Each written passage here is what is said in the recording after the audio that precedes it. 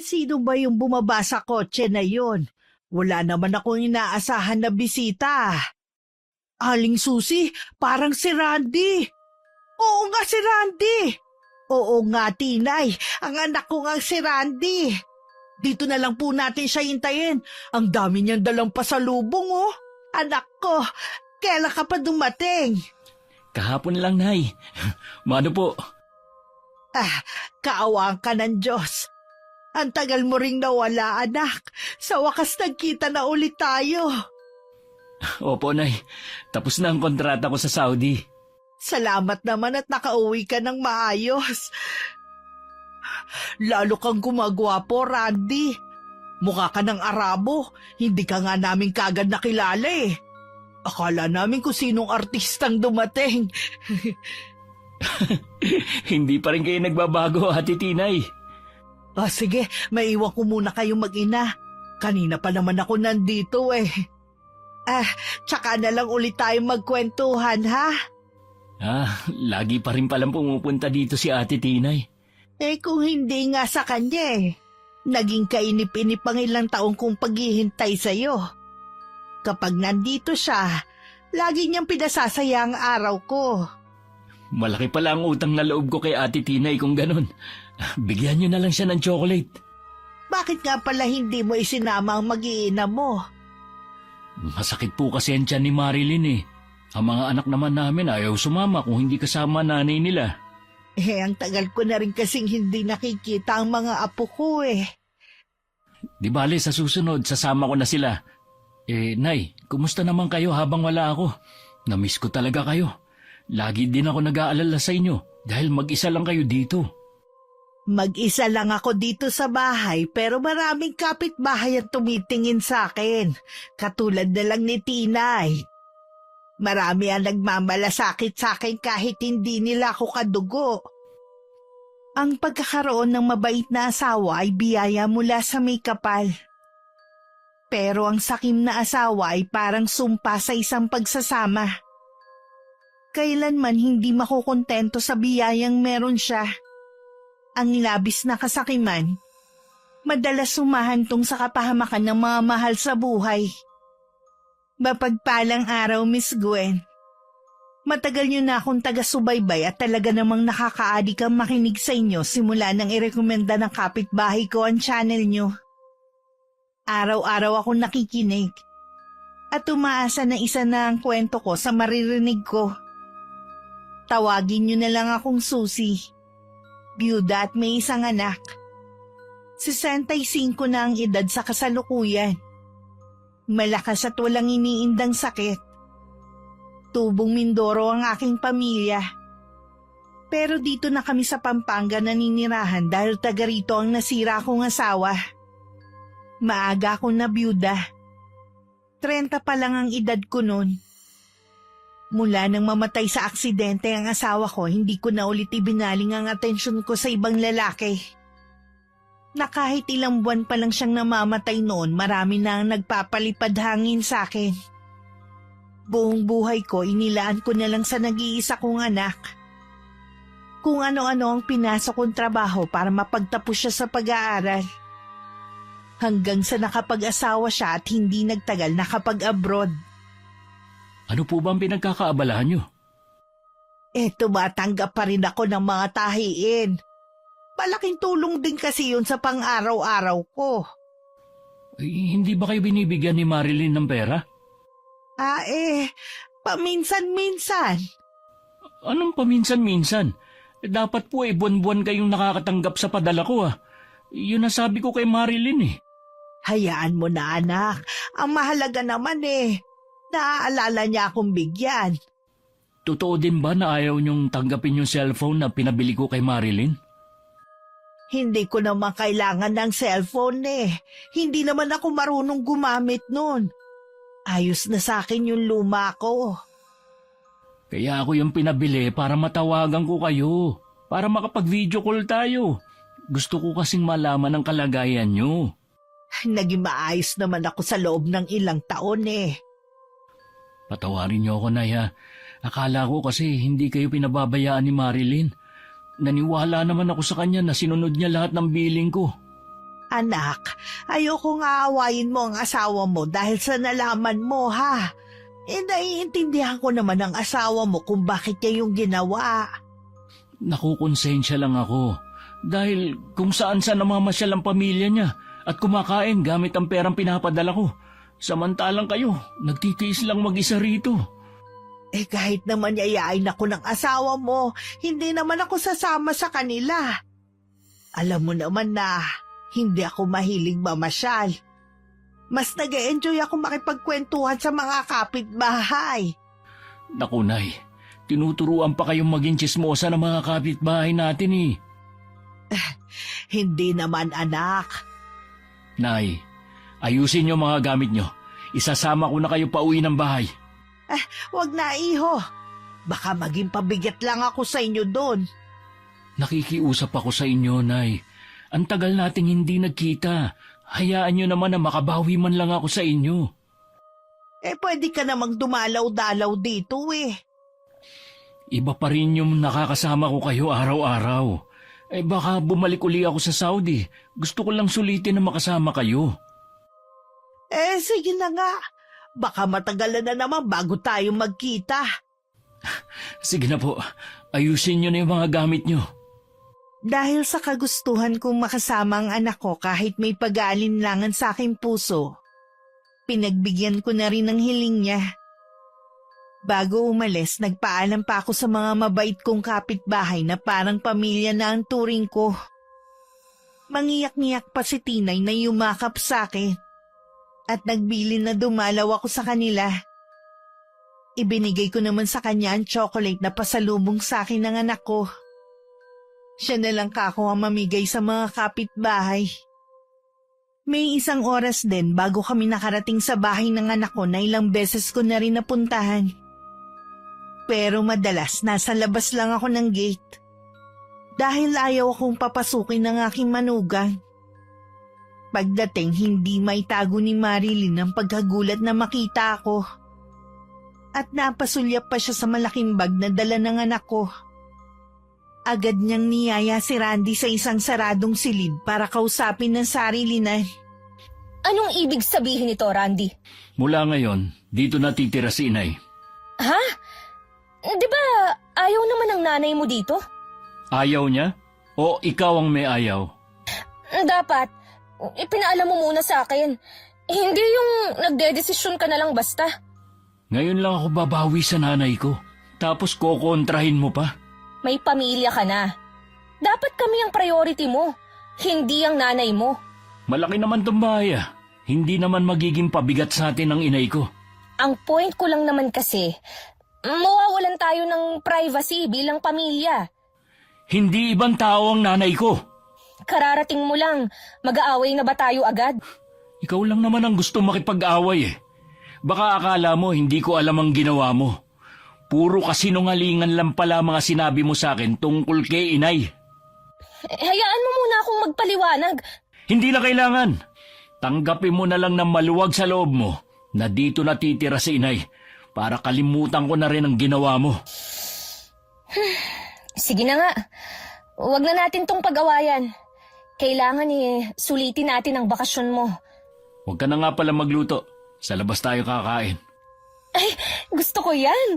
May alam ako na restaurant na masarap ang pagkain. Ay, teka. Tatawagan ko lang ang mga magulang ko at mga kapatid. Huwag mo na silang tawagan dahil tayo lang ang kakain sa labas. Randy, ngayon mo lang naman sila makakasama pagkatapos ng ilang taon. Gusto mo bang magtampo ang mga magulang ko? May iba pa naman pagkakataon eh. Sige na nga. Bibihisan ko lang ang mga bata. Pinagbihis din ako ng anak ko dahil kakain daw kami sa labas. Tinanong pa niya ako kung saan ko gustong kumain. Sinabi ko na lang na kahit saan basta pagkain Pinoy. Sakay ng Grab nakarating kami sa isang simpleng kainan. Napansin ko namang kanina pa walang kibo si Marilyn. Mukhang ayaw niya akong kasama. Dahil narinig ko kanina sa bahay na tinanong niya ang anak ko kung bakit kasama pa ako. Habang naghihintay ng mga order namin, nagpaalam lang akong pupunta sa banyo. Oh, akala Akala ko ba tayong pamilya lang ang kakain sa labas? Kaya ba kanina ka pa nakasimangot at hindi pinapansin si inay? Paano kasi? Hindi ko isinama ang mga magulang at mga kapatid ko dahil akala ko, sabi mo, tayo lang ang kakain sa labas. Hindi ko ba pamilya si inay? Ha? Kayo nga ng pamilya mo kung saan-saan kumakain at namamasyal. Hindi nyo man lang maalala na yayain ng inay na alam mong nag-iisa lang sa bahay. May narinig ka ba sa akin? Ha? Ilang oras pa lang nating kasama ang inay mo? Ilang beses na tayong nagtatalo dahil sa kanya. Ikaw ang may problema, hindi si inay. Mula pa kanina, pinakita mo na ang tunay mong ugali pagdating sa nanay ko. Akala ko pa naman tanggap mo siya at aalagaan kapag nasa malayo na ako. Hindi na nga ako magkanda-ugaga sa pag-aalaga sa mga anak natin eh. Pag-aalagain mo pa ako sa nanay mo. Sana man lang kahit ibinigay mo mga kailangan niya. Pero anong ginawa mo? Ultimo maliit na halaga na pinaaabot ko sa'yo, hindi mo ibinigay. Akala ko ba, hindi mo na yan uungkatin kapag pumayag ako na sa atin tumira ang nanay mo? Ayusin mo kasi ang ugali mo. Ayokong tatratuhin mo na parang ibang tao si inay. Oo na. Pabalik na ako sa lamesa namin nang makita ko na parang nagtatalo ang mag-asawa. Bago ko makalapit, tumigil na rin sila. Ilang sandali pa dumating na ang mga order namin. Pinagsilbihan naman ako ng anak ko. Inalok niya ako ng lahat ng mga nakahain sa mesa namin. Salamat anak ha. Kumain ka na rin. Nay, kung may gusto pa kayo, magsabi lang kayo o orderin natin. Ang dami nga nitong in-order mo eh. Mauubos kaya natin to. Pwede naman nating iuwi kapag hindi naubos. Kumain lang po kayo, Nay. Halos lahat po ng in-order ni Randy paborito nyo. Oo nga eh. Oh, mga apo, bakit hindi kayo masyadong kumakain? Ay naku, Nay. Hindi po kasi nila gusto ang pagkain dito eh. Di sana sa iba na lang tayo kumain. Doon sa gusto ng mga apo ko. Di kayo naman po ang hindi nakakain. Alam kasi namin na pagkain Pinoy lang ang gusto nyong kainin. Pasensya ka na, iha, kung medyo maselan ako sa pagkain, ha? Hindi nyo kailangang humingi ng pasensya, Nay. Marami pa naman pagkakataon para kumain sa ibang restaurant na gusto naman nila. Pilitin na lang natin na ubusin ang pagkain. Sayang din kasi ang mahal pa naman. Hindi lang ang mga apo ko ang tamilmil sa pagkain, pati ang manugang kong si Marilyn. Halata sa ekspresyon ng mukha niya na hindi niya gusto ang pagkain. Kahit masarap naman ang mga pagkain at paborito ko pa ang ilang putahe, nawalan na rin ako ng gana. Ipinabalot na lang ni Randy ang natira at inuwi namin. Nag-enjoy naman ako dahil nakasama ko ang anak ko at mga apo. Pagdating sa bahay, agad na ako nagpunta sa silid na ibinigay sa akin. Kumain lang naman kami sa labas, pero napagod agad ako. Naiiling na lang ako dahil parang pinapaalala no na tumatanda na ako. Mahal, matutulog ka na ba? Hindi pa naman. Bakit? Kachat ko kasi sina mama. Tinatanong nila kung kailan daw tayo magbabakasyon. Gusto raw nilang pumunta ng Palawan eh. Napapagod pa kasi ako eh. Alam mo naman, nakararating ko lang kahapon. Yun nga ang sabi ko eh. Di ba, anniversary na nila sa isang buwan, kaya gusto nilang mag-celebrate sana sa Palawan. Matagal pa naman pala eh. Mabuti na rin kasi na habang maaga pa mapagplanuhan na natin, di ba? Dapat sila nagpaplano nun at hindi tayo. Nasanay kasi ang pamilya ko na kapag may planong mamasyal o magbakasyon, ako ang taga-ayos ng lahat.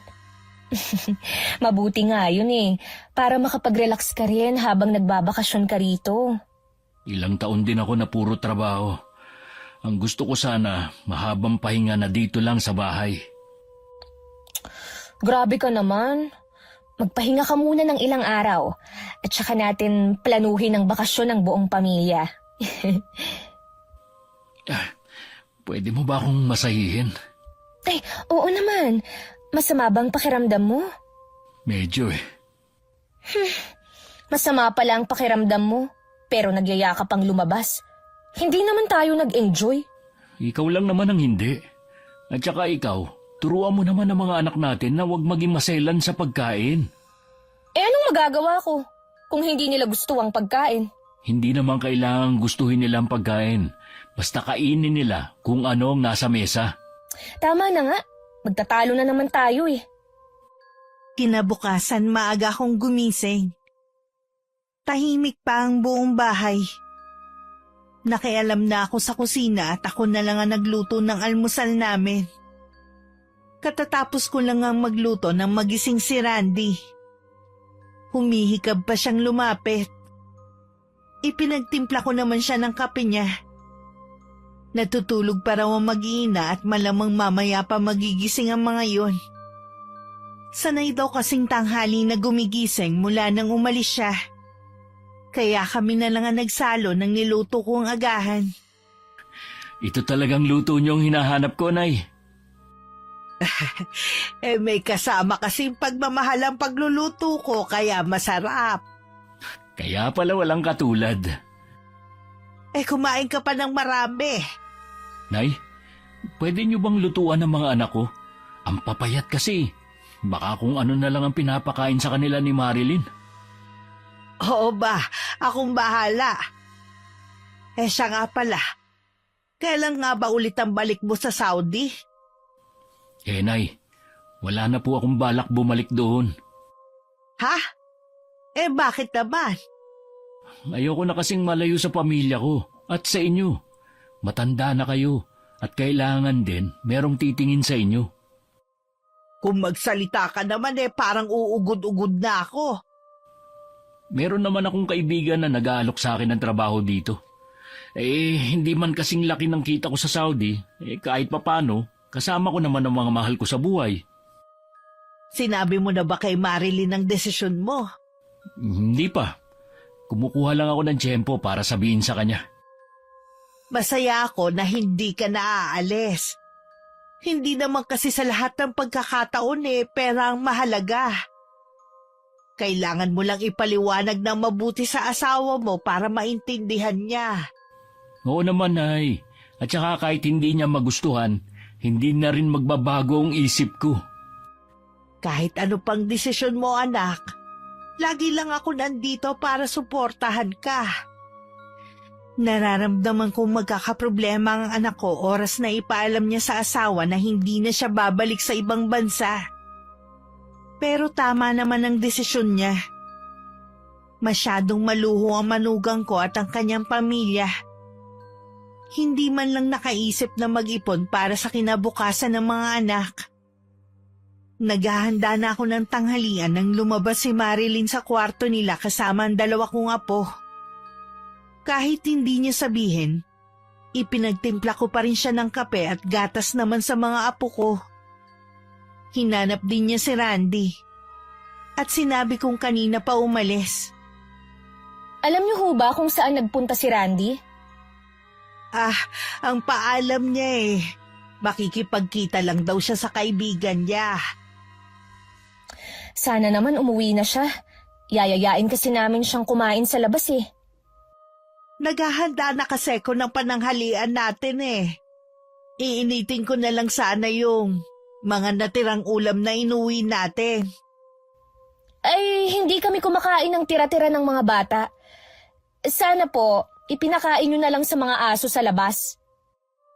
Sayang naman kung ipapakain lang sa mga aso. Ang mahal pa naman. Kung nanghihinayang ho kayo sa pagkain, kayo na lang ang kumain. Basta kami, hindi rito kakain. Hihintayin na lang namin si Randy.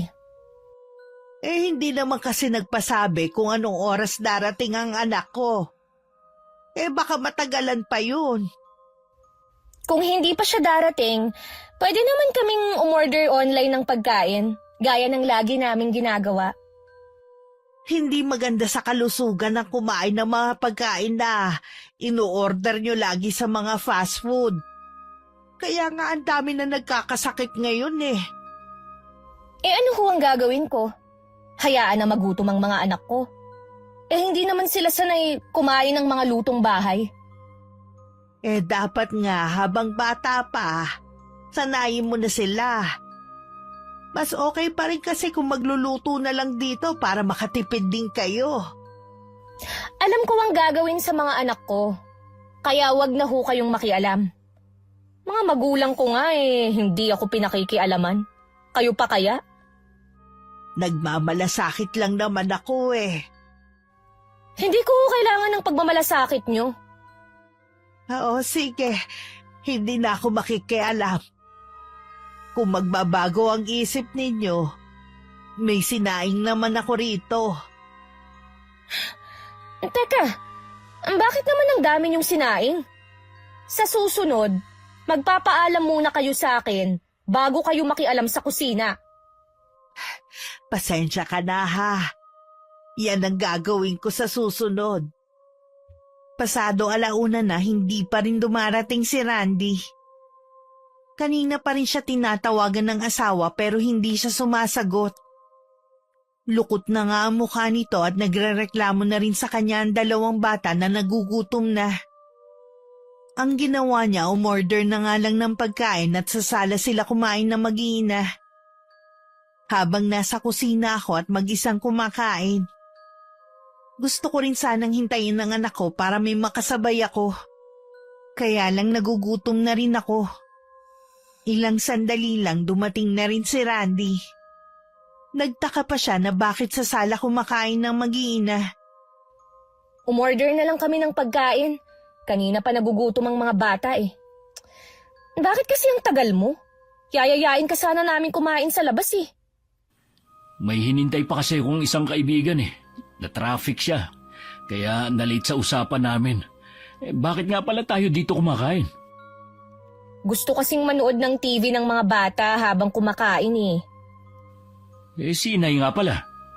Ngayon, nasa kusina. Baka kumakain na rin. Bakit hindi mo man lang inaalok ng pagkain nyo? Aalukin ko? Hindi naman siya kakain ito. Kahit na. Sana inalok mo pa rin.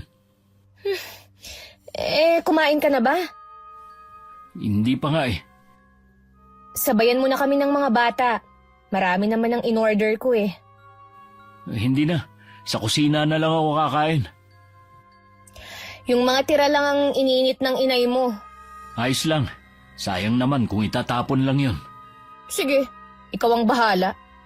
Iniwan na ni Randy ang mag-iina niya sa sala at pumunta na siya sa kusina.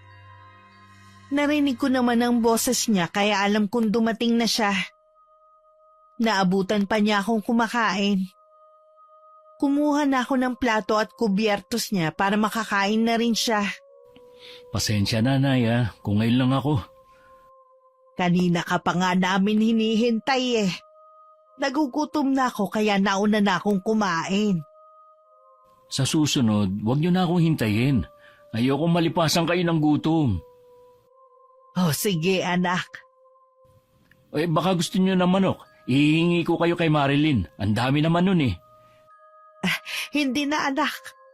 Okay na ang mga ulam na nandito. Ang dami pa nga nito kumusta nga pala ang lakad mo? Okay naman po. Sa 1 linggo, tatawagan ako ng kaibigan ko kung bakante na yung posisyon na ina-applyan ko. Dapat ipaalam mo na kay Marilyn ang naging desisyon mo. Mamaya po kakausapin ko na siya. Noong hapon, nagulat kami ng anak ko na may mga kaibigan na dumating si Marilyn. Nang tanungin ko si Randy kung kilala niya ang mga dumating, hindi naman daw.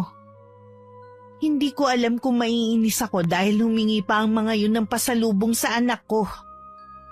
Hindi man lang sinaway ng asawa niya ang mga yun.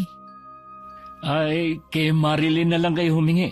Nasa kanya na kasi yung mga pasalubong na dala ko maiwan ko muna kayo May gagawin pa kasi ako. Iniwan na lang muna namin ng mga bisita sa sala. Dinala ko na rin ang mga apo ko sa kwarto nila. Dahil hindi naman sila pwedeng makihalubilo sa mga yon. Si Randy naman nagkulong lang sa kwarto nila mag-asawa.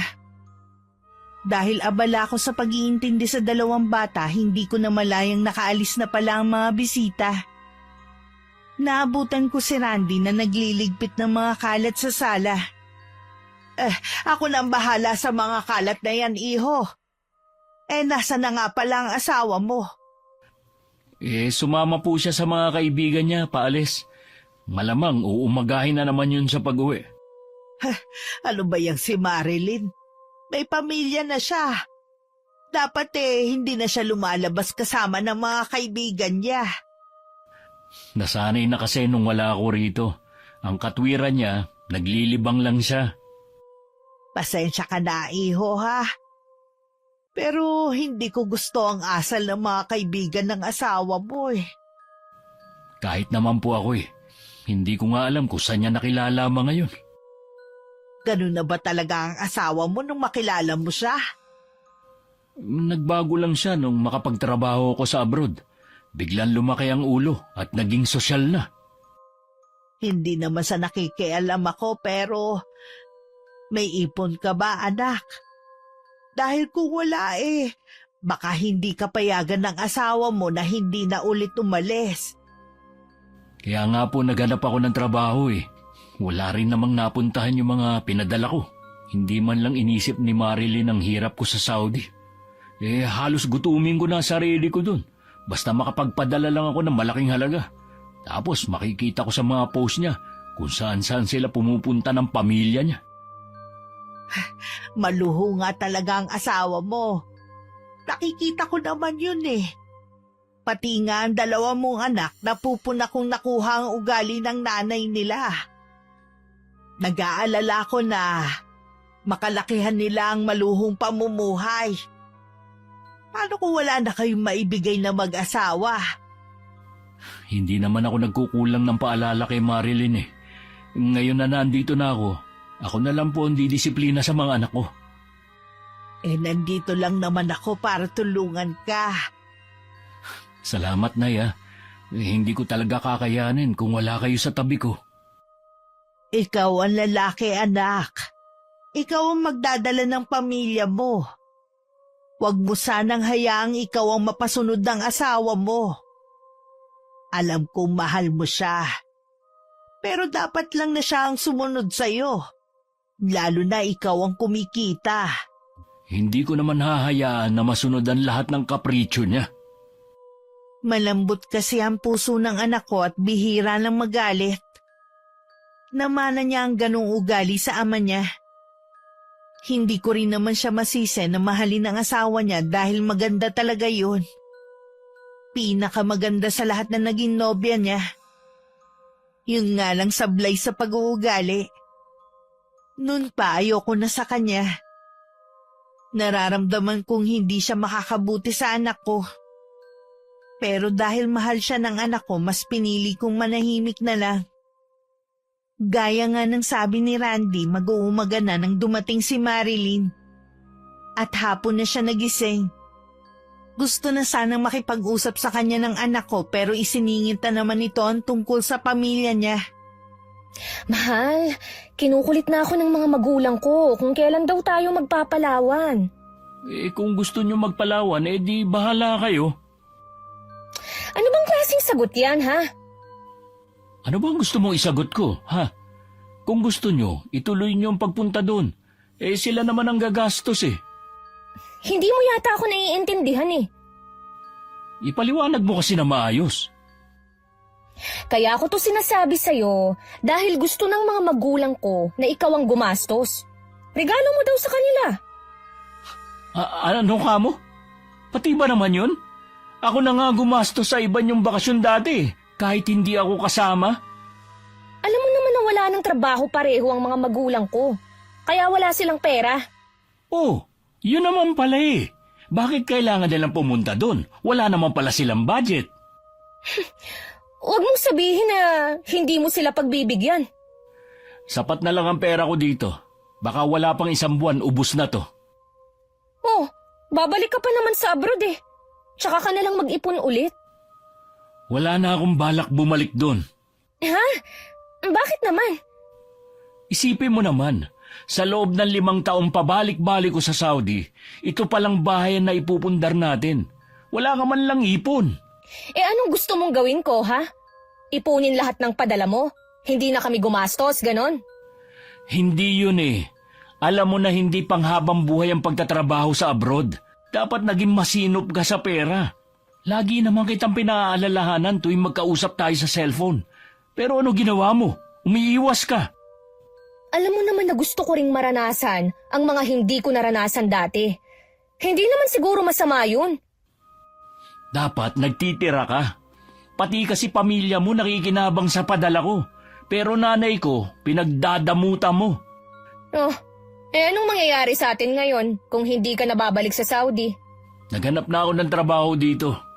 Randy, magkano lang ang magiging sahod mo dito kumpara sa trabaho mo sa Saudi? Wala ka na rin magagawa dahil hindi na ako pumirma ng kontrata bago ko umuwi. Pambihira ka naman, Randy. Nandun ka na nga, mas ginusto mo pa rin dito. Kung gusto mo, ikaw na lang magtrabaho doon. Ang gara mo palang mag-isip eh. Ako ang babae. Gusto mo, ako ang magtrabaho sa atin. Para maranasan mo kung paano ang buhay doon. Kung paano maging OFW. Akala mo kasi ganun lang kadali ang buhay namin doon. Hindi ako namumulot lang ng pera na pinadadala sa'yo. Sana man lang pinahalagahan mo. Tapos naman na yun. Hindi na natin maibabalik ang mga nagastos ko. Paano ko ba ito ipapaliwanag sa mga magulang at mga kapatid ko? Sabihin mo sa kanila na wala na kamo silang magagatasan. Yan ba ang tingin mo na ginawa nila, ha? Ay, hindi ba? Teka nga, kailan ka pa naging madamot sa pamilya ko, ha? Simula nang malaman ko na pinagdadamutan mo ang nanay ko. Sus, pasalamat ka nga eh. Binibigyan ko pa siya ng pera. Malakas pa naman siya. Bakit hindi siya magtrabaho? Para hindi siya laging nakaasa sa'yo. Nag-iisa lang ang nanay ko. Samantalang kayo ng pamilya mo, pati na mga kapatid mong pamilyado na, umaasa na rin sa akin. Pinakisamahan ka ng maayos ng pamilya ko. Tapos ngayon, susumbatan mo ko dahil sa kanila. Baka naman nakakalimutan mo. Bumait lang naman sila sa akin nung nakapag-abroad na ako. Bukas ang pinto ng kwarto at malakas na rin ang boses nila kaya naririnig ko ang pagtatalo nila. Nasa kwarto lang kasi ko ng mga apo ko at sinasamahan sila sa paglalaro. Tama naman ang mga sinabi ng anak ko. Bumait lang ang pamilya ni Marilyn sa anak ko nung mag-abroad siya. Sobra kong maliitin nila ang anak ko dahil mula lang kami sa mahirap na pamilya. Ilang beses din nilang pinaglayo ang dalawa pero pinaglaban nila ang kanilang pagmamahalan. Kahit dalawa na ang anak nila noon, hindi pa rin tanggap ang anak ko. Nang sumunod na araw, naging bisita ni Randy ang biyanan niyang lalaki. Tinanguan lang ako nito bilang pagbate. Iniwan ko na muna sila sa sala para makapag-usap. Wala nun na mag-iina at may pinuntahan.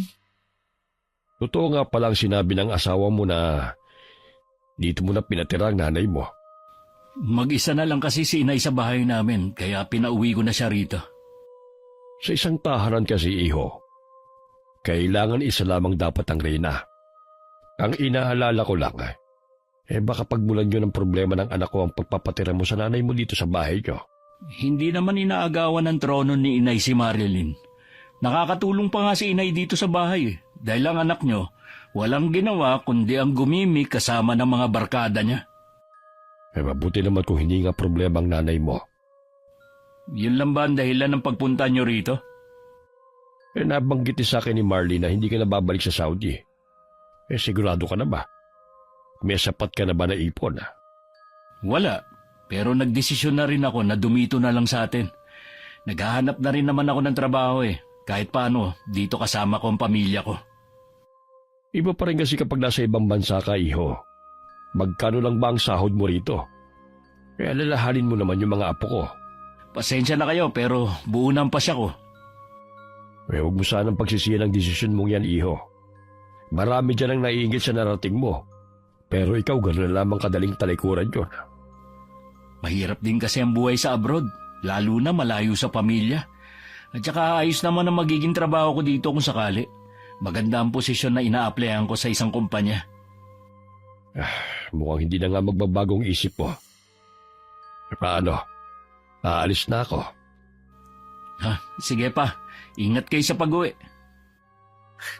Alam mo, anak, hindi ko maintindihan kung bakit kailangan pa magsumbong ng asawa mo sa ama niya. Akala yata ni Marilyn, makukumbinse ako ng ama niya. Paano kasi? Pati sila maapektuhan ngayong hindi ka nababalik sa Saudi. Hindi pa rin talaga nagbabago biyanang ko. Ganun pa rin ang tingin niya sa inyo. Hayaan mo na. Hindi ko namang ikamamatay kung hindi niya ako kausapin eh. Kung magbabakasyon man tayo, hindi na sila kasama sa plano. Ayoko ng mga taong hindi kayo nire-respeto. Akala ko ba wala kang sapat na ipon? Sinabi ko lang yon para hindi ako kulitin ni Marilyn. Tama rin naman ang ginawa mo. Sa panahon ngayon mabilis maubos ang pera pero ang hirap kitain. Kaya nga po panahon na siguro para matuto si Marilyn. Kapag nag-aaway kayo hanggat maaari sana, huwag niyong iparinig sa mga anak ninyo. Pasensya na po, Inay. Hindi na yun mauulit. Gabi na nang dumating sina Marilyn at mga apo ko. Kinuha ko na sila para mabihisan dahil inaantok na. Sinabi naman ng manugang ko na kumain na sila sa labas. Makahulugan ko pang tiningnan ng anak ko bago kami tumalikod. Papasok na rin sana si Marilyn nang pigilan siya ng anak ko. Sinabi niya rito na galing kanina rito ang papa niya. Bakit kailangan mo pa magsumbong sa papa mo? Nagtatanong kasi sila tungkol sa pagpunta natin sa Palawan. Kaya nabanggit ko na hindi ka na nga aalis ulit. Hindi pa rin nagbabago ang papa mo, no? Sana man lang inisip nila mga naibigay ko sa kanila. Sana man lang konting respeto sa nanay ko. Oh, ano bang ginawa ni Papa, ha? Hindi man lang niya kinausap si Inay Sus, para yun lang noon pa man, hindi na niya kinakausap ang nanay mo Masyado ka namang OA. Talaga bang hindi niyo magawang respetuhin ang nanay ko? Pati yung pagtira niya rito, kwinento mo pa. Bakit? Totoo naman na nandito ang nanay mo Nag-aalala lang naman ng pamilya ko na baka magbago ang trato mo sa akin sa bahay na to. Hindi mo ba naiisip na malaking tulong si Inay sa atin? Siya ang gumagawa ng mga bagay na hindi mo maasikaso dahil abala ka sa ibang bagay. Kaya hindi na ako gumagawa Dahil alam ko naman na papapel yung nanay mo. Di tama nga ako. Imbis na magpasalamat ka, yan pa talaga sasabihin mo. Wala ka na nga ang ginawa kundi ang matulog dito sa bahay Alam mo, Randy, kung lagi na lang tayong mag-aaway dahil sa nanay mo, mabuti pang pauwiin mo na lang siya. May bahay naman siya Sarili mo lang ba talaga ang iniisip mo at ang pamilya mo? Kaya ako nga dinala si Inay dito dahil wala siyang kasama sa bahay namin. Di hanapan mo ng kasama. Problema ba yun? Ay sayaw at sa gusto mo, dito lang si Inay. Baka nakakalimutan mo. Asawa mo ko. At ako ang mas may karapatan sa kanya sa bahay na to. Ay mas lalo naman ako dahil ako ang bumili ng bahay na to. Mabuti pa. Magsama kayo ng nanay mo. Mula nang dumating ako sa bahay ng mag-asawa ni minsan hindi ako pinakitaan ng maganda ni Marilyn. Pinaparamdam niya talaga sa akin na hindi niya ako gustong makasama. Binabaliwala ko na lang ang mga pinapakita niya. Ang mahalaga sa akin na tutulungan ko ang anak ko sa dalawa niyang anak at mga gawaing bahay. Iniwasan ko na rin na sumama sa kanila kapag kakain sa labas. Hanggat maaari kasi ayoko makigulo pa. Dumating ang araw na natanggap sa trabaho si Randy. Imbis na matuwa si Marilyn, parang hindi pa niya nagustuhan yun. Mas gusto pa talaga niyang malayo sa asawa. Basta malaki ang sahod. Wala na talagang pag-asa na bumalik ka ng abroad. Mas gusto mo pa yatang malayo ako sa inyo eh. Kung sa tingin mo, nagsasakripisyo ka sa malayo, kami rin naman. Hindi mo man lang inisip ang kinabukasan ng mga bata. Sana kasi nagtatabi ka rin sa mga pinadadala ko sa iyo. Kaso mo, ubos biyaya ka. Oo na, kasalanan ko na. Malaki rin ang sahod ko. Magagawa pa rin naman natin kumain sa labas at mamasyal, gaya ng nakasanayan nyo ng mga bata. Pero hindi na natin pwedeng isama ang pamilya mo. Baka isipin naman nila, nagdadamot na tayo. Alam naman nila na wala na ako sa abroad Dapat maintindihan nila yun. Nasanay na rin kasi sila na tuwing kakain sa labas, kasama sila, kahit sa mga bakasyon. Ikaw naman ang nagsanay sa kanila kaya bahala ka nang magpaliwanag. Kahit hindi natuloy ang bakasyon nila sa Palawan, sana naman, bigyan mo sila ng regalo sa anniversary nila. Bibigyan na lang kita ng pambili ng regalo. Ikaw na ang bahala. Regalo lang? Wala na ako may bibigay kundi yun. Kung gusto mo palang maibigay ang mga luho ng pamilya mo, sana nagtrabaho ka na lang para sa kanila. Randy, ano bang problema mo? Hindi ka naman dating ganyan Alam mo siguro, nasusulsulan ka ng nanay mo. Walang sinasabi si inay. Huwag mo siyang idamay sa usapan. Sabi ko na nga problema lang ang dala niya sa bahay na to. Tigilan mo na nga ang kakasabi niyan kay inay. Kung totoo naman kasi. Ang totoo kasing problema dito, nagagalit ka at ang pamilya mo dahil hindi na ako babalik sa Saudi. Alam mo, nakakapagod na paulit-ulit na lang ang pinag-aawayan natin. Ikaw kasi. Mabuti pa sigurong tanggapin ko na lang na dito ka na talaga magtatrabaho. Ay dapat nga ganun. Pasensya ka na kung lagi kitang inaaway. Naiintindihan naman kita. Napansin kong masigla na ang anak ko. Nakita ko ring inaasikaso na siya ng manugang ko. Masaya na rin ako dahil ibig sabihin nun nagkaayos na silang mag-asawa. Natanggap na siguro ni Marilyn na wala na talagang balak bumalik ng Saudi si Randy. Lumipas ang mga araw, madalas pa rin umaalis si Marilyn. Pero bago naman umuwi si Randy galing trabaho, nandito na siya sa bahay. Malamig pa rin ang pakikitungo niya sa akin. Kinakausap lang niya ako kapag kaharap ang anak ko. Nasaan ang mga bata? Nasa kwarto na sila at naglalaro. Hindi ba sila kakain? Pinakain na raw sila ni inay. Ewan ko ba kung bakit kailangang pakainin ng maaga? Mabuti nga na kumain na sila. Dapat nga nasa tamang oras ang kain nila Wala naman yun sa oras. Basta ang importante, kumakain bago matulog. Ang mabuti pa kumain na tayo. Masamang pinaghihintay ang grasya. Oo nga. Kanina pa rin naman ako nagugutom. Sa dami kasi ng trabaho, nakalimutan ko magmerienda. Naku, hindi ka dapat nagpapalipas ng gutom sa trabaho. Kanina lang naman yun. Dapat siguro nagbabaon ako ng sandwich. Minsan kasi hindi na ako pumupunta sa kantin Hayaan mo.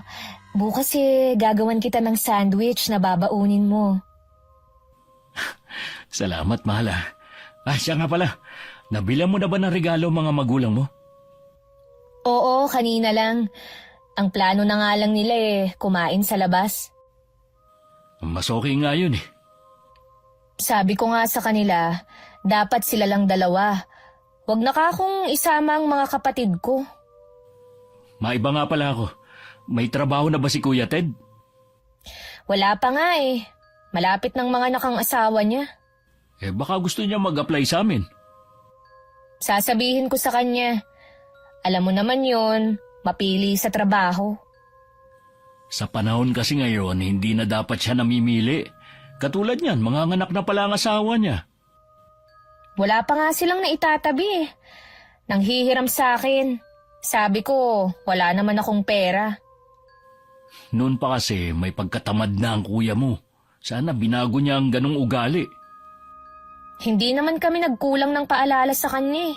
Ay, wag na nga natin siya pag-usapan. Kumain na lang tayo. Nay, ang sarap po na niluto niyong ulam ah. Alam ko kasi na isa yan sa namimiss mo kaya niluto ko. Masarap nga. Iyon nga lang eh. Parang napaalat yata. Iniiwasan ko pa naman ng maaalat na pagkain. Uwe, kumakain ka nga ng mga fast food eh. Tsaka tama lang naman ang timpla. Sabihin mo nga pala sa akin ng mga ulam na kinakain mo, Iha. Para mapagluto din kita. Ay nako, baka ho hindi nyo kayang lutuin ang mga pagkain gusto ko. Oo nga, Nay. Medyo sosyal kasi itong asawa ko eh. Kung ganun kayo na lang ng mga bata. Nakakatuwa nga ang mga anak mo eh. Marunong na silang kumain ng gulay. Mabuti naman kung ganun. Habang naghahapunan, tuloy lang ang kwentuhan ng dalawa habang tahimik lang akong kumakain. Nagtatawanan pa sila sa mga biruan nila. Hiling ko lang sana na tuloy-tuloy na maayos ang relasyon nila. Nasasaktan rin ako kapag nag-aaway sila at makitang malungkot ang anak ko. Nang mga sumunod na araw, napansin kong lagi lang nasa bahay si Marilyn. Pero lagi siyang may kausap. Minsan nasa sala siya, may kinakausap sa cellphone niya. Hindi ko alam kung bakit ako nakaramdam ng kaba ng mga oras na yon. Alam kong labag sa kagandahang asal pero nakinig pa rin ako sa pakikipag-usap niya. Alam kong lalaki ang kausap niya. Mula nun, lagi ko na siyang minamanmanan. Isang araw hindi ko na napigilang hindi siya kumprontahin. Aalis ka ba para makipagkita sa lalaki mo? Ano? Makikipagkita ho ako sa mga kaibigan ko. Alam kong may iba kang lalaki. Kailan mo pa niloloko ang anak ko, ha? Hindi ko ho alam ang sinasabi nyo. Wala akong lalaki. Huwag ka na magkaila pa. Ilang beses kong narinig ang pakikipag-usap mo sa lalaki mo. Pati ba naman ang pakikipag-usap ko? Pinakikialaman mo? Hindi ka na nakontento sa pakikialam sa pag-aalaga sa mga anak ko at pati dito sa bahay. Huwag mong ibahin ang usapan para mabaling sa akin ng sisi. Alam kong masaya ka dahil ako ang gumagawa ng mga bagay na dapat ginagampanan mo. Kung labag naman pala sa loob nyo ang ginagawa nyo rito sa bahay, edi bumalik na lang kayo sa inyo. Hanggat hindi sinasabi ng anak ko na umalis ako, dito lang ako. Matigas ka talaga, no? Lahat naman ginawa ng anak ko para sa iyo ah. Ano pa bang kulang? Tama lang naman naggawin niya lahat. Dahil pamilya niya kami. Kaya siguro pilit mo siyang pinapaalis dahil may iba kang lalaki. Oras na magsumbong ka kay Randy at masira ang pamilya namin. Tandaan mo, hindi kita mapapatawad. Ikaw ang sumira sa pamilya mo dahil sa pagiging makasarili mo. Gusto mo sa'yo na lang lahat. Wala akong pakialam kung yan ang tingin mo sa akin. Basta tumahimik ka. Sino ka para patahimikin ako, ha? Dapat kasi hindi ka nalang isinama rito ni Randy eh. Alam mo naman na may pamilya na ang anak mo. Sana, hindi ka na nagsumiksik pa dito. Ayaw mo ko nandito dahil alam mong anumang oras. Pwede kang mabuko sa ginagawa mong pagtataksil. Ipapaalam ko to kay Randy. Hindi ka pwedeng magsumbong kay Randy. Isipin mo naman ang mga anak namin. Hindi ka ba naaawa sa kanila? Hindi ka nga naawa sa anak ko eh. Lagot ka sa mga magulang ko kapag isinumbong kita. Yan lang ba kaya mong ipanakot sa akin, ha? Sige, Magsumbong ka sa mga magulang mo! Hihintayin ko sila rito! Mula nang kinausap ko ang manugang ko, lagi na siyang balisa. Hindi na rin siya sumasabay sa aming kumain. Alam kong naiilang siya sa presensya ko. Ang ginawa ko, sumasabay na lang ako sa pagkain sa mga apo ko para sabay silang kumain mag-asawa. Madalas din siyang tulala at malalim ang iniisip. Hanggang napuna na siya ng anak ko. Tuwing tinatanong naman siya ni Randy, lagi namang walang problema ang sagot niya. Isang umaga kami na lang ng mga bata ang nasa bahay. Pagkaalis kasi ni Randy, umalis na rin ang manugang ko at hindi man lang nagpaalam sa akin. Habang hinahanda ko ang tanghalian ng mga bata, dumating naman ang balaay kong babae. Wala dito si Marilyn. Kami lang ng mga bata ang nandito. Alam ko, nasa bahay ang anak ko. Pinatulog ko muna dahil hindi daw siya makatulog dito sa bahay nila. Bakit naman? Dahil sa'yo. Tinatakot mo daw siya. Gusto nga sumama pa ng asawa ko, pinigilan ko lang. Ako pa talaga ang sinabihan niyang nananakot sa kanya. Baka naman ako konsensya na siya dahil sa ginawa niyang panloloko sa anak ko. Hindi mo ba alam na may ibang lalaki ang anak mo? Binibigyan mo lang ng mali siya ang pakikipag-usap niya kay Aris. Magkaibigan lang sila noon pa. Alam ko ang narinig ko. Hindi ako pinanganak kahapon at lalong hindi ako tanga. Oras na masira ang pamilya ng anak ko, walang dapat sisihin kundi ikaw. Ngayon alam ko na kung bakit ganun ang ugali ni Marilyn. Meron naman palang pinagmanahan. Ang mabuti pa, umalis ka na sa bahay na ito. Bigyan mo ng katahimikan ng pamilya nila.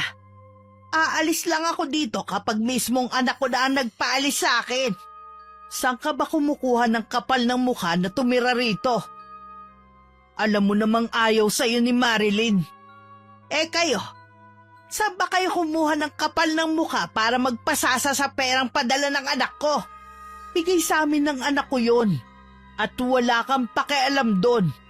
Pwes wala ka rin karapatang sitahin ang pagtira ko rito. Sige lang magmatigas ka. Hintayin mo na pumunta dito ang asawa ko. Ano bang magagawa ng asawa mo, ha? Akala nyo yata lahat ng tao kaya nyong pasunurin. Galit na umalis ang balai ko. Inaasahan kong sa mga susunod na araw guguluhin nila ako para mapaalis ako. Kung hindi ko lang sana natuklasan ang lihim ni Marilyn, baka nga umalis na lang ako para sa katahimikan ng bahay na to. Unti-unti na rin kasing lumalabas ang tunay na ugali ng pamilya ng manugang ko. Hindi lang sila mga sugapa sa pera. Pati pala ugali nila hindi rin maganda. Parang gusto ko tuloy pagsisihan na hindi ko pinigilan ng anak ko noon na pakasalan ng asawa. Sana hindi siya napabilang sa pamilya nila. Masasaktan talaga ng husto si Randy. Oras na sabihin ko sa kanya ang tungkol sa ginagawa ng asawa niya. Sana kumilos ang tadhana na siya na mismo ang makatuklas ng kataksilan ni Marilyn. Hindi ko kasi kayang saktan ang damdamin ng anak ko. Maagang dumating si Marilyn ng araw na yun. Halatang galit siya sa akin. Inaasahan ko naman yun dahil siguradong nagsumbong na ang mama niya. Pinapasok na muna niya ang 2 bata sa silid bago niya ako hinarap. Sino ka para pagsalitaan ng masama ang mama ko, ha? Nakikitira ka lang dito sa pamamahay ko. Anong gusto mo? Tanggapin na lang ang mga sinabi ng mama mo sa akin, ha? Totoo naman kasi lahat ng sinasabi niya eh. Umalis ka na lang kasi dito. O sige, aalis ako. Pero sasabihin ko muna sa anak ko ang ginagawa mong kataksilan. Di sabihin mo, samahan pa kitang magsabi eh. Wala ka ng kahihiyan. Pagkatapos ng mga sakripisyo ng anak ko, ito pa ang mapapala niya? Wala akong ginagawang masama. Hindi mo nga kayang patunayan eh. Sige, sabihin mo sa kanya. Dalhin mo habang buhay sa konsensya mo, oras na masira ang pamilyang ito. Sigurado naman ako na hindi ikaw ang paniniwalaan ni Randy. Hindi ko alam kung ano nakita sa'yo ng anak ko. Napakasama naman ng ugali mo kahit ang pamilya mo. Kung maibabalik ko lang sana ang nakaraan, pipigilan ko ang anak ko na pakasalan ka. Wala ka nang magagawa dahil kasal na kami. Dahil sa pagtatalo namin, pareho naming hindi namalayan ng pagdating ni Randy. Sa labas pa lang ng bahay, naririnig na niya ang malakas na boses ni Marilyn. Mabilis siyang pumasok sa loob at naabutan niya kami sa kusina. Sabay pa kaming napalingon na magsalita ito. Ay, anak! Nandiyan ka na pala. Wala ba sa inyong magpapaliwanag kung ano nangyayari? Ikaw, Marilyn, ano na naman ang kinagagalit mo sa nanay ko? Pinagbibintangan kasi ako ng nanay mo eh. Ano naman ang binibintang niya sa'yo? Mabuti pa, Randy. Nanay mo na lang ang tanungin mo. Sigurado naman ako na siya ang paniniwalaan mo sa aming dalawa. Saan ka pupunta? Kayo na lang ng nanay mo ang mag-usap. Ayokong marinig ang mga kasinungalingan niya. Paano natin maayos ang problema kung tatalikuran mo kami? Ang mabuti pa, anak eh. Babalik na lang ako sa bahay natin. Ano ba kasi ang pinag-awayan niyo? Ano yung sinasabi niya na binibintang niyo sa kanya? Kilala mo ko, anak. Hindi ko ugali ang manira ng kapwa ko. Ang gusto ko bantayan mo ang asawa mo. Huwag puro trabaho ang atupagin mo. Ano pong ibig niyo sabihin? Ang asawa mo na lang ang tanungin mo. Bukas din aalis na ako sa bahay na to. Patawarin mo ko, anak, ha? Nagkaroon kayo ng problema dahil sa akin. Hindi ako papayag na bumalik kayo sa bahay natin. Nakikiusap ako sa inyo. Nakikita ko na napamahal na sa inyo mga anak ko. Hindi sila malapit sa mga biyanan ko. Pero sa inyo, sa sandaling panahon, nakuha nyo na agad ang loob nila. Malulungkot din ako kapag hindi ko na sila makakasama.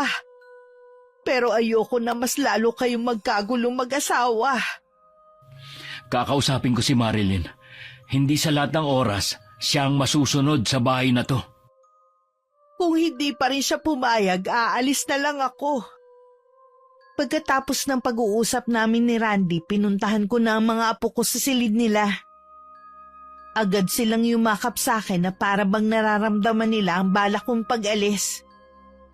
Sa kwarto naman nila mag-asawa, naabutan ng anak ko si Marilyn na may kausap sa cellphone. Agad itong nagpaalam sa kausap niya. Hindi mo ba talaga kayang maging mabait sa nanay ko? Hindi dahil inaagawan niya ako ng trono sa bahay na ito. Pati pakikipag-usap ko sa cellphone, binibigyan niya ng mali siya eh. Tama ba naman na pagbintangan niya ako na may lalaki, ha? Matanda na si inay. Sana pinagpapasensyahan mo na lang. Ang gusto ko, alisin mo na siya rito. Para matahimik na ang bahay na ito. Wala namang ginagawang masama si inay eh. Ikaw lang naman tong ayaw sa kanya. Hindi mo ba naiisip na palapit na sa kanya mga anak natin? Malulungkot sila oras na umalis ang lola nila. Ang dami nang ang alam ng dalawa eh. Marunong nang kumain ng gulay at nagdadasal na rin bago kumain at matulog. Dahil yun kay inay. So ipinamumukha mo sa akin na wala akong silbing ina, ganun ba? Dapat nga ikaw ang nagtuturo nun sa mga anak natin pero ang nanay ko pa talaga. Sige, gagawin ko yan. Basta paalisin mo lang ang nanay mo dito. Ngayon nga lang ako bumabawi sa nanay ko eh. Sa lahat ng hirap niya sa akin tapos gusto mo pang paalisin ko siya. Kung hindi dahil sa kanya, wala ako sa kinalalagyan ko ngayon. Wala kang utang na loob sa kanya. Obligasyon niya na pag-aralin at bigyan ka ng magandang buhay. Mahal ko si inay, kaya gusto kong bumawi sa kanya. Ayoko sa kanya at ayokong nandito siya. Hindi mo ba ako naiintindihan, ha? Kapag umalis si inay, sasama ako sa kanya. Mag-isa ka sa bahay na to. Ano? Mas pipiliin mo ang inay mo kaysa sa akin, ha? Anong klase kang asawa? Nagtitimpi lang ako sa ugali mo at sa mga naririnig ko sa mga kaibigan natin na mga ginagawa mo habang nasa abroad ako. Sige, sila ang paniwalaan mo kaysa sa akin na asawa mo. Isang ebidensya lang at talagang iiwan kita. Isasama ko mga anak natin. Gawin mo at mananagot ka sa papa ko. Lagi naman yan ang panakot mo eh. Ano bang meron dyan sa ama mo? Ha? Malalaman mo. Oras na iwan mo ko. Nang sumunod na araw, dumating naman ang balay kong lalaki. Si Marilyn ang nagpapasok sa kanya. Kasalukuyan ako naglilinis noon ng kusina nang tawagin ako ng manugang ko. Pagpunta ko sa sala, prenteng nakaupo si Manuel. Si Marilyn naman pangiti-ngiti sa isang tabi. Kitang-kita ko rin ang galit sa mukha ng ama niya. Nagsumbong na naman siguro sa'yo tong anak mo, no? Natural na magsusumbong sa akin ang anak ko dahil inaapi niyo siya sa sarili niyang pamamahay. Walang umaapi sa kanya sa bahay na ito. Mula nang magsama sila ng anak ko, nagbuhay reyna ng anak mo at alam yan ni Marilyn. Tama lang. Dahil hindi namin pinalaki ang mga anak namin para lamang maghirap sa mga asawa nila. Eh ano ba talaga ang sadya mo, balae? Umalis ka na sa bahay na ito bago pa kita kalad ka rin palabas. Sino ka para gawin sa akin yan, ha? Huwag mo akong subukan. Hindi ko alam kung saan kayo kumukuha ng kakapalan ng mukha ng mag-ama. Ipinaglalaban ko lang ang karapatan ng anak ko. Eh pareho lang naman tayo nakapakanan ng mga anak natin ang iniisip. Sana kung nagmamalasakit ka sa pagsasama nila, pagsabihan mo yung anak mo na maging tapat naman sa anak ko. Alam na ng papa ko na ginagawan mo lang ako ng kwento na may ibang lalaki. Wala kang maipakita na ebidensya eh. Ang kapal ang mukha mo para sirain ang pagsasama ng dalawa. Bumalik ka na sa pinanggalingan mo at hayaan mo mamuhay ng tahimik ang mag-asawa. Magkaroon ka naman sana ng kahihiyan, Nay. Umuwi ka na sa inyo. May sarili ka namang bahay eh. Huwag ka na makihati sa kita ng anak mo. Ipaubaya mo na lamang yun sa mag-iila. Bibigyan lamang kita ng ilang araw para umalis sa bahay na ito. Eh kung wala na kayong sasabihin, maiwan ko na kayo. May gagawin pa kasi ko sa kusina. Sana naman umalis na siya.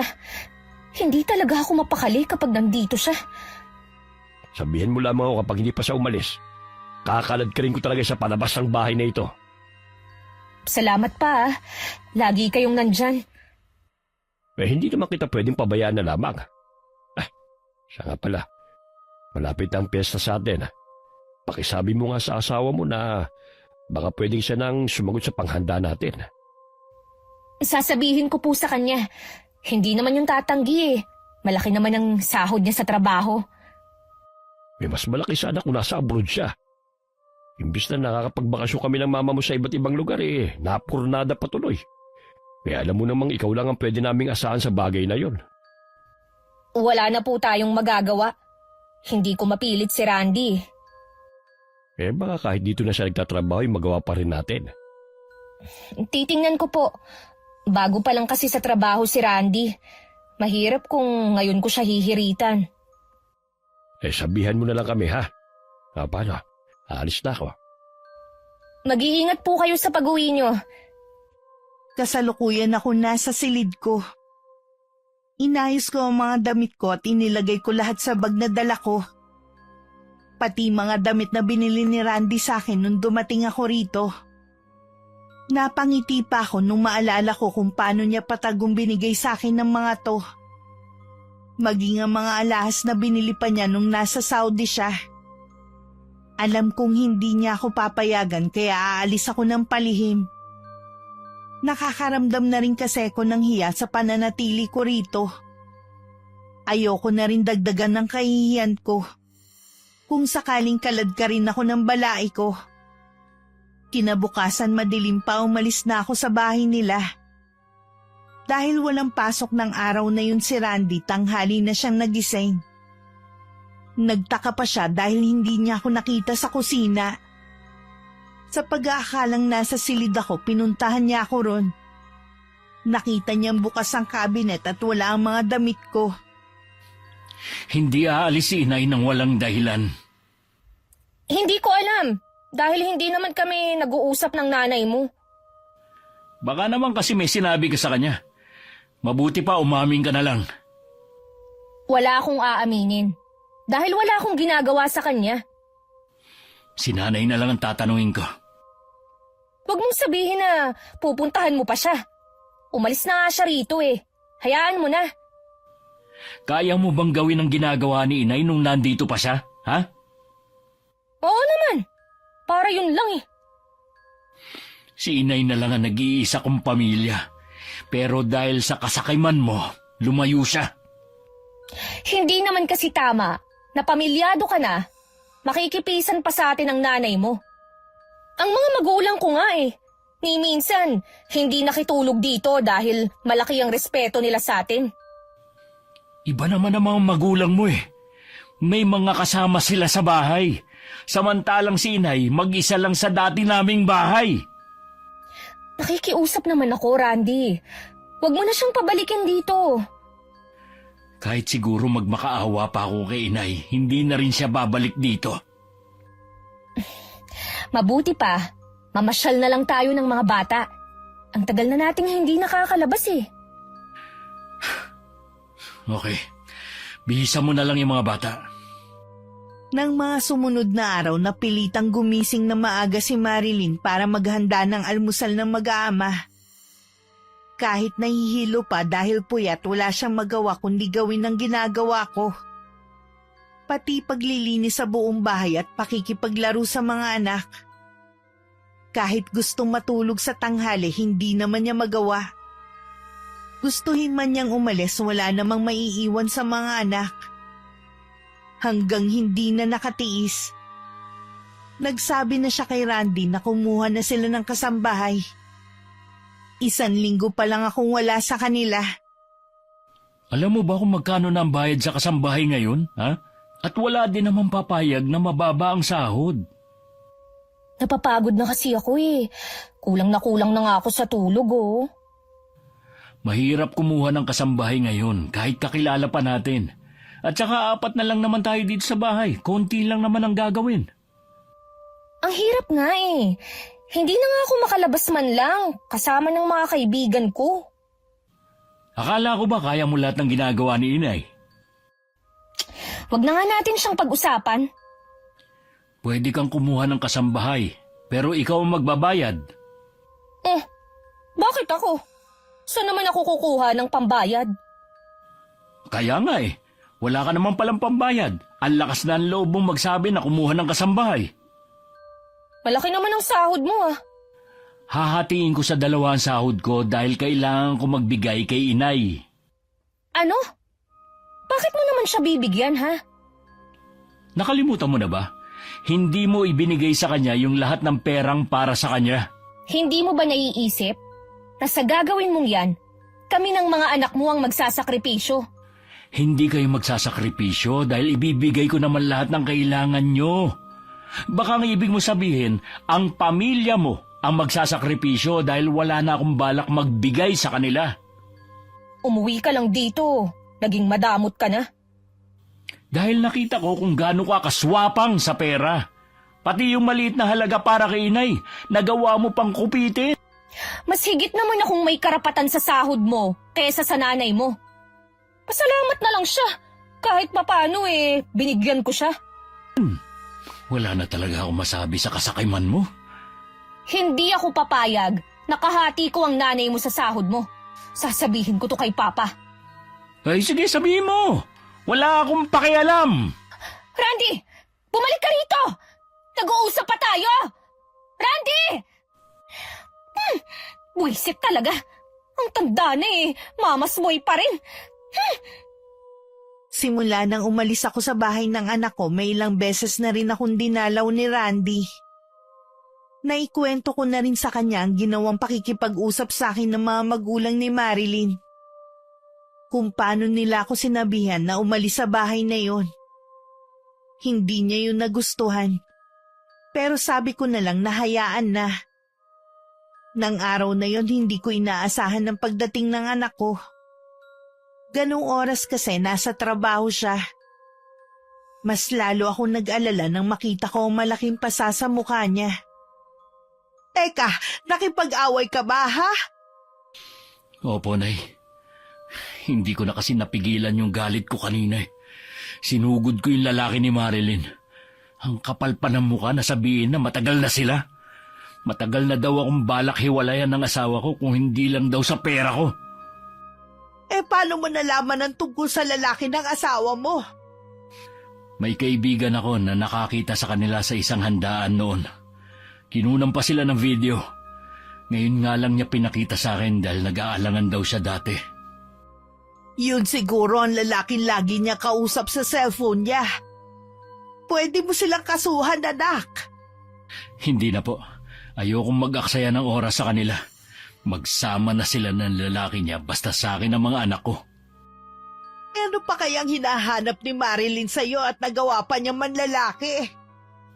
May mga ganun talagang babae, Nay. Hindi makontento sa asawa nila. Kasalanan ko rin siguro dahil malayo ako sa kanya. Magpalamig ka na muna ng ulo ha bago ka umuwi. Baka kasi masaktan mo ang asawa mo dahil sa bugso ng galit mo eh. Kaya nga po dito ako tumuloy. Ayoko munang umuwi sa amin. Bahay mo pa rin to at kahit anong oras pwede ka rito. Ang kwarto mo nga pala ang una kong ipinaayos. Salamat po, Nay. Hindi ko na alam ang gagawin ko eh. Kung ano ang tingin mong tama, yun ang gawin mo. Kahit masakit. 2 araw ding hindi umuwi si Randy sa bahay nila. Hindi rin niya sinasagot ang tawag ng asawa. Nasisiguro naman daw niya na nakapagsumbong na sa kanya ang lalaki nito na alam na niya ang relasyon nila. May mga gabing nakikita ko siyang umiiyak sa dilim. At labis ako nasasaktan para sa kanya. Kapag kaharap naman ako, lagi may nakapaskil ng ngiti sa labi niya para hindi ako mag-alala. Nung araw na yun, nasa bahay nila Marilyn ng papa niya. Sakto balak umuwi ni Randy para kunin ang mga damit at isama ang mga anak. Ano bang pumasok sa ulo ng asawa mo at bigla na lamang siyang umalis ng bahay? Hindi ko nga po alam eh. Basta na lang siyang hindi umuwi. Sigurado ko, nandun siya sa nanay niya. Kapag hindi pa siya umuwi ngayon, pupuntahan natin siya sa bahay ng nanay niya. Hindi na po kailangan. Nandito na ako. Nagpakita ka ng hayop ka. Ilang araw mong hindi inuwi ng mag-iina mo. Ang gusto ko, umuwi ka na rito sa bahay niyo at humingi ka ng dispensa sa anak ko. Bakit ko naman gagawin yun? Sa taksil niyong anak. Ang video na to ang katibayan ng pagtataksil nila ni Aris. Nakakahiya ka. May asawa din pala ang lalaking yun. Siguro nilaso ng nanay mong isip mo. Hindi ko na kayang tagalan na pakisamahan ng anak niyo. Nandito ako para kunin ang mga anak ko. Randy, maawa ka. Huwag mo akong iwan. Hindi mo maaaring gawin yan. Inuutusan kita na umuwi na rito. Sino kayo para utusan ako? Ha? Ang mabuti siguro, ang iuwi nyo, yung anak nyo, doon sa inyo. Hindi ka aalis dito. Dito lang tayo. Ay, ikaw ang bahala. Mabuti nga yun para magkausap kayo ni Dina. Dina? Sinong Dina? Yung asawa ni Aris. Nakalimutan mo na ba agad? Yung babaeng iskandalosa. Paano niyo nalaman ang bahay natin? Huwag mong sabihin, sinabi mo. Kaibigan mo siya, di ba? Sa tingin mo, hindi siya makakagawa ng paraan? Paano gagawin natin? Nakakahiya. Baka malaman ng mga kapitbahay. Tabi-tabi pa naman ng mga bahay dito. Eh di huwag mong papasukin. Mas lalo siyang magwawala. Kilala ko si Dina. Mabuti pa umuwi na lang tayo sa bahay. At ikaw, Randy, imbis na ipagtanggol mo ang asawa mo, ikaw pa talaga nagpahamak sa kanya. Siya ang gumawa ng kalokohan at hindi ako. Mas mabuting harapin niya yon kaysa takasan niya. Eh baka naman malaking pagkukulang mo sa anak ko. Kaya niya yung nagawa. Naku, pasensya na kayo kung nagawa niyang magloko habang nasa abroad ako at nagpapakahirap doon para maibigay ko lang ang pangangailangan niyo. Tama na! Kahit ano pang sabihin mo, ikaw pa rin ang may kasalanan ng lahat ng to! Pagkatapos ng problemang ito, kailangan niyo pa rin magkaayos ni Marlene. Naiiling na lang si Randy. Habang nakasunod ang tingin sa mag-ama na daig pa ang pugante na tumatakas. Ni hindi man lang nagawa ng asawa na magpaalam muna sa mga anak. Tuwang-tuwa naman ang dalawang bata na makita ang ama. At lalo silang natuwa nang malaman na makikita at makakasama na nila ako ulit. Pagdating sa bahay, halos ayaw nang humiwalay sa akin ng mga apo ko. Bumitiw lang sila sa akin nang kailangan na nila matulog. Desidido na rin si Randy na hiwalayan ng asawa at gagamitin niya ang ebidensyang nasa kanya. Para hindi kunin na manugang ko ang mga anak nila.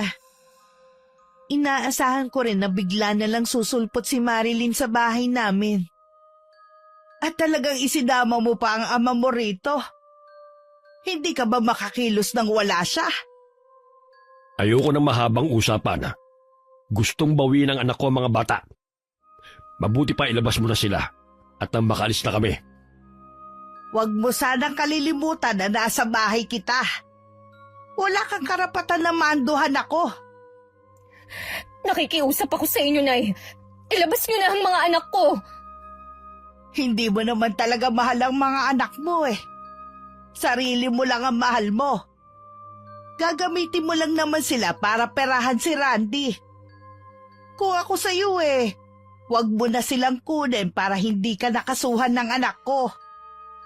Alalahanin mo nasa hustong gulang na ang mga bata para mamili kung kanino sila sasama. Huwag ka mag-alala, anak. Gagawa tayo ng paraan. Gusto ko pong makausap si Randy. Hindi ka rin niya haharapin. Gusto ko lang pag-usapan namin ang tungkol sa mga bata. Hintay mo na lang na kontakin ka niya. Bibigyan ko lamang hanggang bukas ang anak mo para makipag-usap sa amin. Dahil kung hindi, magsisisi siya. Hindi rin naman sineryoso ni Randy ang pagbabantang yun ng biyanan niya. Ayaw talaga ng anak kong makipagkita sa asawa kahit kinausap ko siyang makipagkita. Para pagkasunduan ng tungkol sa mga anak nila. Lumipas ang 1 linggo na wala kaming balita kay Marilyn at sa pamilya nito. Nakahinga naman kami ng maluwag at walang iniisip na baka manggulo na naman ang mag-ama dahil sa hindi na pagbigyan ng gusto. Lingid pala sa amin may ibang pinaplano ang balai ko. Hindi ko muna pinapapasok dito sa kwarto mo ang 2 bata. Sabi ko masama ang pakiramdam mo at makamahawa sila. Hindi ko nga po alam kung bakit tuwing hapon nilalagnat ako Ngayon naman, naninikip ang dibdib ko. Dapat nagpapacheck up ka na. Baka kung ano na yan Galing na ako sa doktor kanina. Pina-check up ko na ang baga ko at nagpa-laboratory na rin ako. Okay naman ang resulta Magpapatingin pa rin ako sa ibang doktor. Gusto ko lang masiguro na tama ang resulta ng test sa akin. Maliban sa pananakit ng katawan, ano pa bang nararamdaman mo? Hindi ako makatulog sa gabi. Kahit antok na antok ako, parang may pilit na gumigising sa diwa ko. Tsaka Kapag nakahiga ako, parang may tumutusok na maliit na karayom sa balat ko. Pinipigilan ko na nga lang na mapasigaw sa sakit eh. Parang alam ko na ang nangyayari sa'yo. Ano po kaya ang sakit ko? Wala kang sakit, anak. May kumukulam sa'yo. Po? Sino kaya ang gumawa nito sa akin? Hindi kaya si Marilyn? Malalaman natin kapag nagpatawag tayo ng albularyo. Ipapatawag ko ang tiyuhin ni Tinay. Magaling na manggagamot yon at malupit sa mga gumagamit ng karunungang itim. Hindi niya sasantuhin ang gumawa nito sa'yo. Sige po, Nay. Ipatawag niyo na siya. Hirap na talaga ako eh. Ayoko makita ko ng mga anak ko na nasa ganitong kalagayan. Nung gabing yun, dumating si Mang Berto. Agad itong nagsagawa ng orasyon para labanan ng kumukulam sa anak ko. Meron siyang inilagay na malapad na dahon sa noo ni Randy. Hindi kasi nito mapigilan ang pabaling-baling ng katawan dahil sa sakit na nararamdaman. Kumalma naman ito, pero bakas pa rin sa mukha ang sakit na pinagdadaanan. Para namang may sumasakal sa akin. Hindi po ako makahinga. Galit na galit ang gumagawa nito sa iyo. Gusto kanyang pahirapan. Huwag ka mag-alala. Hindi niya ako kayang talunin. Gusto kong ibalik mo sa taong yun ang ginawa niya sa anak ko. Ako ang bahala. Kahit matanda na siya, hindi ko siya patatawarin. Tama ba ako na ang balay kong lalaki ang may gawa nito? Oo, Susi. Siya na nga. At kasabwat pa niya ang kanyang anak. Nakita ko silang magkasama habang naglalakbay ang aking diwa. Mga wala talaga silang puso. Dapat kay Marilyn napaparusahan din para magtanda. Pagagalingin ko muna si Randy bago ko sila balikan. Muling nanahimik ang buong silid. Kahit ang mga usal ng albularyo hindi maririnig. Tanging pagbuka lang ng kanyang bibig ang mapapansin. Makalipas ang ilang oras, gumaling na rin ang anak ko. Pinainom lang siya ni Mang Berto ng halamang gamot. At naging mahimbing na ang tulog niya. Kailangan niyang makabawi ng lakas. Ilang gabi rin siyang hindi pinatulog. Maraming salamat sa iyo, ha? Mabuti na lang nandyan ka. Wala yon. Mabutit na agapan natin ang anak mo. Ang mangyayari sana sa kanya na hindi natuloy, sa taong yon mangyayari. Nang mga sandaling yun, natataranta naman sina Marilyn sa nangyayari sa papa niya. Kanina pa sumasakit ang tiyan nito. Naglalabasan na ang mga ugat sa kamay, leeg at sa muka. Humihingi na po ng tulong sina Mama at Kuya. Dadalhin na po namin kayo sa ospital. Hindi ako mapapagaling ng mga doktor. Nabigo ako, anak. Natalo ako. Ano pong ibig niyong sabihin? May magaling na albularyong nagpagaling kay Randy. Ibinalik niya sa akin ang sumpang ginawa ko. Nalaman po kaya nila na kayo ang nasa likod ng nangyari kay Randy? Oo, anak. Ikaw nang bahala sa mama mo. Nararamdaman ko na hindi na ako magtatagal. Sorry pa. Kasalanan ko tong lahat. Kung di dahil sa akin, hindi mangyayari to sa inyo.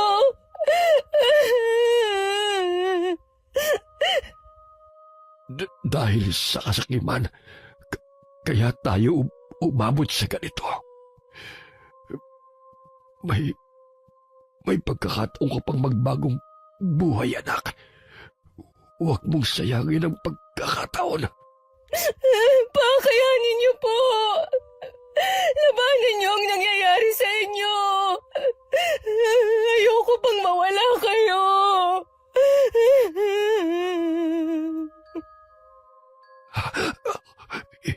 Hindi ko na kaya, anak. Patawarin mo ko. Hindi ako naging mabuting ama sa'yo. Pa! Pa!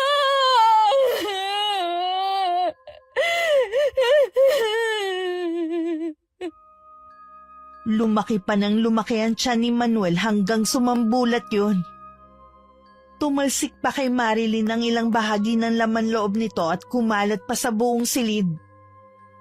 Nagtitili na lang siya hanggang dumating ang ina at mga kapatid. Kahit sila nabigla sa nadatnan, ilang sandali ring tulala lang silang lahat. Naging tikom din ang bibig ng pamilya nila sa tunay na ikinamatay ni Manuel. Makalipas nga ang 1 buwan, nagpunta si Marilyn sa bahay namin. Hindi naman ako nagulat sa itsura niya. Kung gaano siya kaganda nun, kabaliktaran na ngayon. Nawala ang kinis ng balat niya na dating mala porselana. Malaki rin ang nabawas sa timbang niya. Yun ang epekto ng kulam ni Mang Berto. Wala na pala ang papa ko.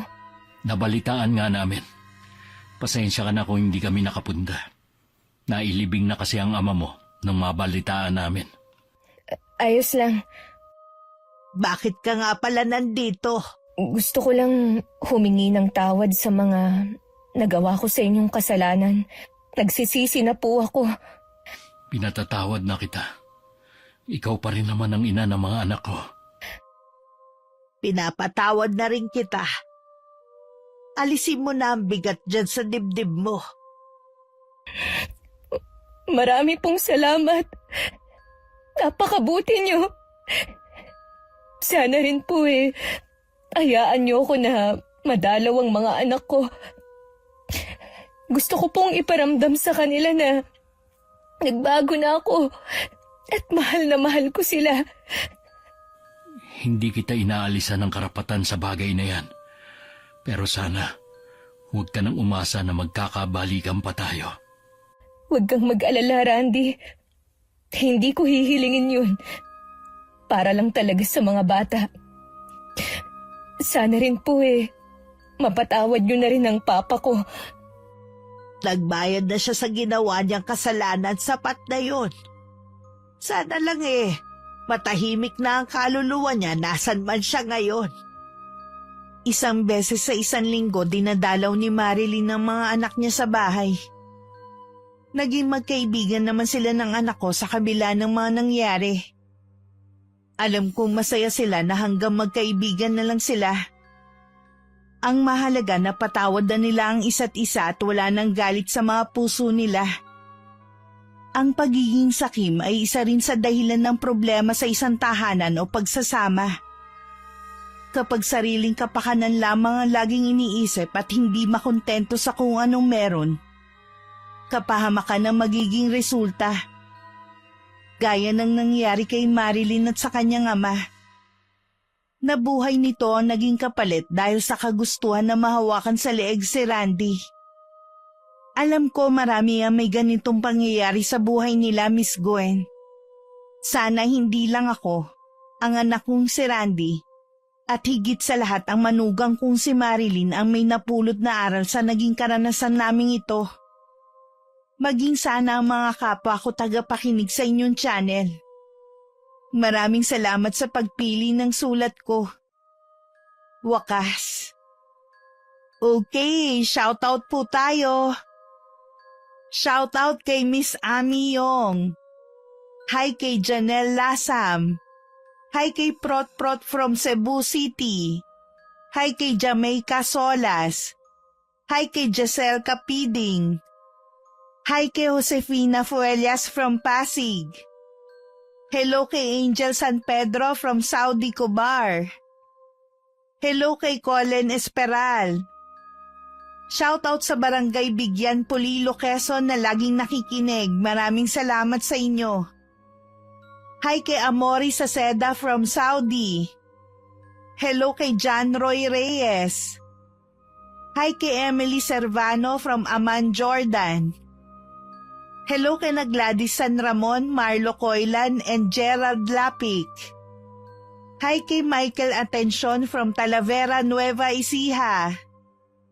Hi kay Jora Lu Joy Joy from Mindanao. Hi kay Jen Duwering o Doring. Hello kay Grace Coronel from Batangas.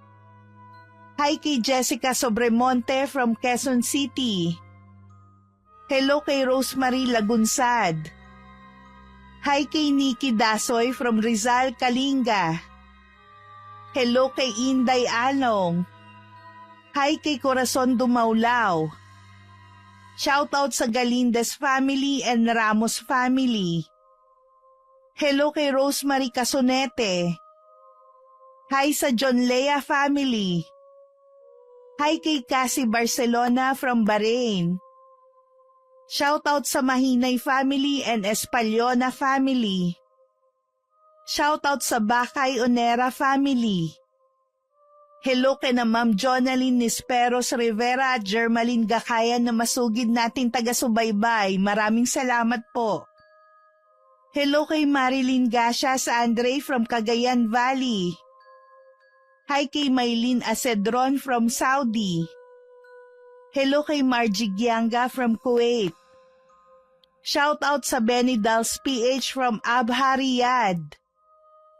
Hi kay Raquel Laure from Muntinlupa City. Hello kay Loida Padayogdog. Hello kay na Raquel Hasigawa, her husband Mitsuru, and Uncle Buboy in Mexico, Pampanga. Hi kay na Troy, Tresha May at Axel Rose. Hello kay Jennifer Uwano from New Zealand. Hi kay Nerissa Molina. Hello kay Cherry Joy Totanes. And hi kay Arlene Castro Ramos. Maraming salamat po sa patuloy niyong pagsuporta at pakikinig. Ingat! God bless!